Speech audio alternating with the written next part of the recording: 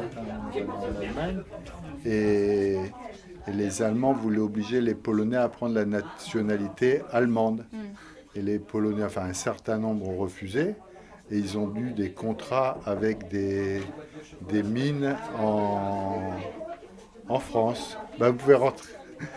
Et donc elle est arrivée en France en 1923 avec ses parents à Liévin.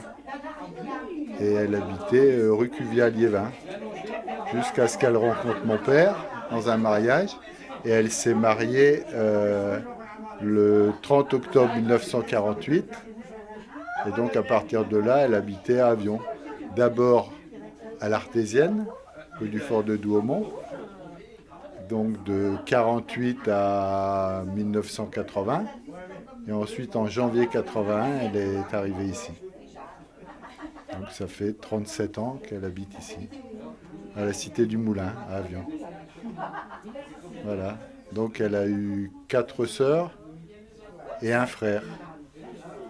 Je suis son fils unique. Elle a 2 petits-enfants et une arrière-petite-fille. Voilà. J'ai fait le plus gros. Ensuite, elle a travaillé d'abord dans les filatures. Et ensuite, elle a travaillé chez des gens à domicile. Surtout, elle gardait des enfants dans la banlieue lilloise, chez des gens qui avaient des filatures ou des trucs comme ça, quoi. Voilà. Et après, quand elle s'est mariée, elle a pu travailler. Et donc, le secret de sa longévité, je sais pas, elle mange sainement, modérément. Elle, Il disait qu'elle mangeait beaucoup. ouais, elle mange.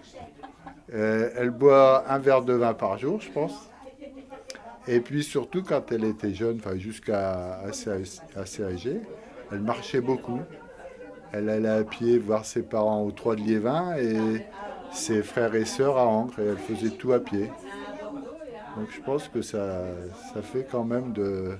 Elle n'a jamais passé son permis. Non, non, elle n'a jamais eu de permis, non. Permis de marcher, c'était déjà pas mal. Mais ça risquait moins avant. Et donc je pense que ça joue quand même le fait de... Elle n'a pas fait de sport, mais elle s'est entretenue de cette façon-là. Allez-y.